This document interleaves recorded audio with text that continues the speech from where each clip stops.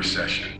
We are not in a recession now. The evidence is strong. We're not in a recessionary period. The data over the second quarter is not consistent with an economy in recession. And why is it the White House officials are trying to redefine recession? No, we're not redefining recession. President Biden's prediction of there being no recession lasting about as long as Kamala's doomed presidential campaign. The Biden recession is officially here, and now Democrats are pushing even more massive spending, for some reason, to get us out of it. Biden brushing off the bad economic news while claiming dishing out $700 billion to do things like fight climate change will actually lower inflation.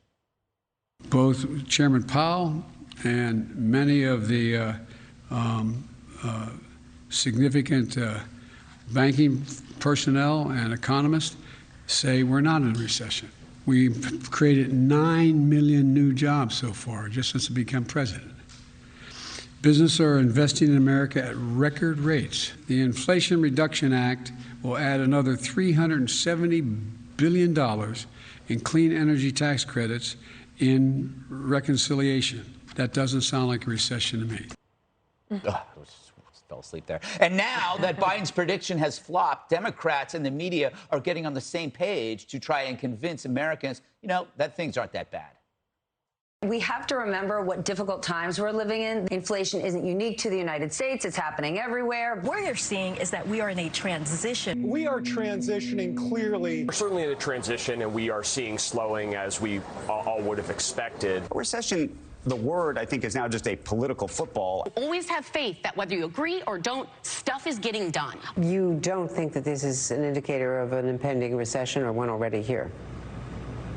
I don't. This is the kind of reaction that Jerome Powell might want to see, which is things cooling off. Oh, geez. Wow, that was painful. Rosanna, welcome to the show. Nice to see you all. From the Fox family. Thank you for inviting me to the table. And Janine, I'm sitting in her seat. Nobody can fill her shoes, but she is my sister from another mister with a law degree. Now, there you go. There you go. Sisters. Yeah. So what, it seems to me it was spending that got us into this place, and now they think that spending can get us out of this. I don't know. Listen, Greg, I'm not a wordsmith, but I feel like these politicians, they love to play semantics with us, okay?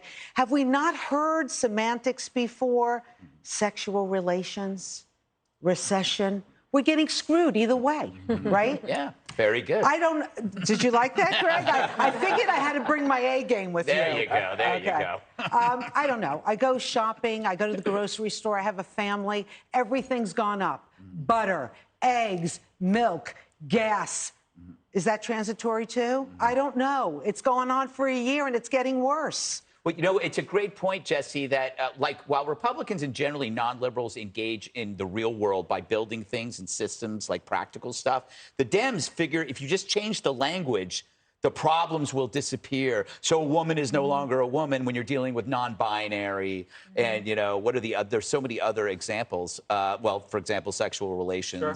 And that's what crime. That's what they did in Soviet Russia. They would tell the population such blatantly obvious lies that no rational person would believe it. They'd say up is down, black is white, there's no bread lines, and you'd be standing in the middle of a bread line. Yeah. And because there was no independent media or no freedom of speech, the population really couldn't challenge it. But when you try to challenge it, they'll crush you. So you sit there and you take the lie, you take the lie, you take the lie, and then the lies get bigger.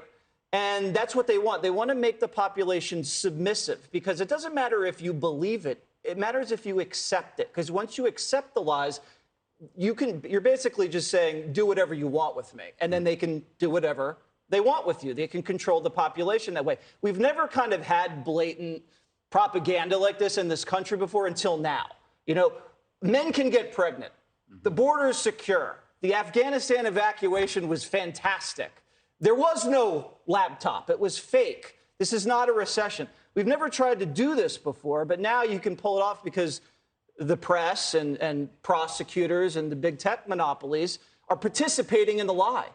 And they'll tell you you're a liar for challenging it, or they'll censor you, or they'll even investigate you. But I like the new thing about transition. I think it's brilliant.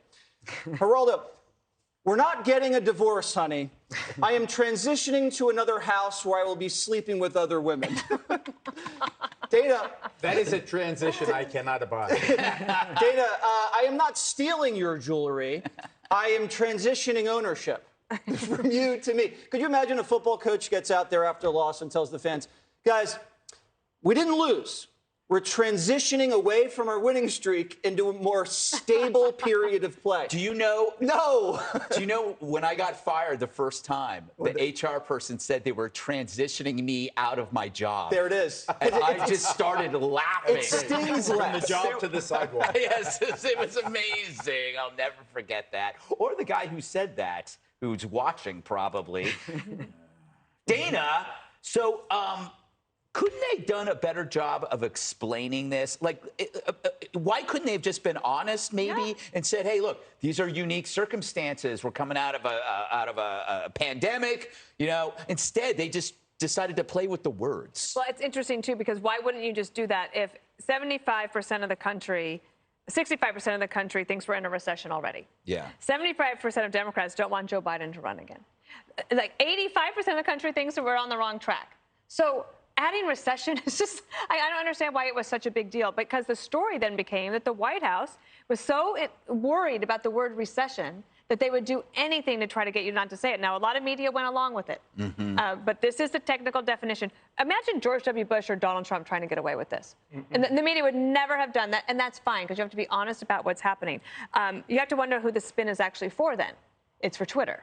Yeah. And it's for the media. And people at home, they know what's happening, as Rosanna just said. And you have a restaurant as well. I'm sure that you know that all those costs have gone up, but you've got customers. You want them to keep coming back. Wait. You have staff that you want, what? You have a restaurant? Yes, Fresco by Scotto. You have, everybody's been here. No, not Jesse, because I'm not in his world. Last night. But anyway, Geraldo was there. Dana. Yes, everyone's got to go. I just want to say one other thing. Because the restaurant's great, we should get to it. The next word they're going to try to redefine is stagflation. Right. Oh, yeah. Okay? Because stagflation is when you have slowing growth, high on inflation, and low unemployment. And that means that you are really in the soup. But that'll be the next word that they try to say. Well, that's not really stagflation, because they keep pointing to the job market. They'll say, wait till next week. The jobs are going to be super strong. Right. Well, if you have to have 3 jobs, the job market is going to be strong. Well, I thought stagflation was when the stripper gets pregnant at the stag party. There you are, redefining words again. Yeah, that's true. I redefined stagflation. Transitioning. You know, Geraldo, there also is this strategy we were talking about before the show of introducing a bill that nobody can possibly read. And therefore, not even the media reads it. We're going to read it. We haven't had time to read it, but no one else is going to read it. Nobody reads it but the lobbyists. But yeah. I will say this, that I have absolutely no problem. First of all, I welcome Rosanna. Thank you, Love Scotto family, wonderful restaurant. We go back a You're the long time. best. Thank You're you. the best. You and the judge are like sisters to me. You're like the hairy sister. Yeah, I'm the hairiest sister. So you have 2 consecutive quarters of negative GDP. So that's technically a recession. Charles Payne, Neil Cavuto say it's a recession. So I agree it's a recession. But in terms of the bill that nobody reads, as I have no particular problem. I don't know why anyone would with the top 50 corporations paying 15% minimum tax. They pay no tax. Now, President Biden is telling the truth, and 50 of our largest corporations do not pay any federal income tax. Then I want them to pay some money. I'm a capitalist, I'm a Republican, but I still want these big corporations to pay something rather than basing in the Bahamas or, you know, the Channel Islands and you're using that as a tax dodge. But why does it's like every problem to them is a nail, right? And they just use the hammer of taxes. Why can't they just try to solve a problem without burdening people that actually create things? But isn't that a problem? That the 50 top profitable corporations pay no tax? Because I don't believe that that's true, and I think that because I think that the way that the Congress has set the tax laws, they're not saying nobody is saying that the corporations are doing something illegal. They are following the tax code, but the Congress can't see its way to legislate anything. So instead, they'll just say, well, let's just add a tax to it, and then to pay for what? What are you going to get for that money? What are they going to get for that additional money? And do you think that those costs aren't going to be passed on right on down to the among consumer? other things, Of course they were. claim, excuse me, but they claim that over $300 billion will be taken off the deficit. So that benefits the average American rather than these corporations getting all this profit and distributing it as dividends.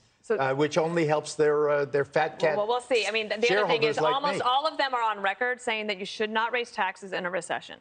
We'll see if they stick to that. Great way to end this segment. Hi, everyone. I'm Brian Kilmeade. I want you to do me a favor. I want you to click to subscribe to the Fox News YouTube page. This is the only way that I know for sure that you're not going to miss any great commentary, any great news bites, any great interviews coming your way on Fox. You can get it all here on YouTube. So subscribe right now.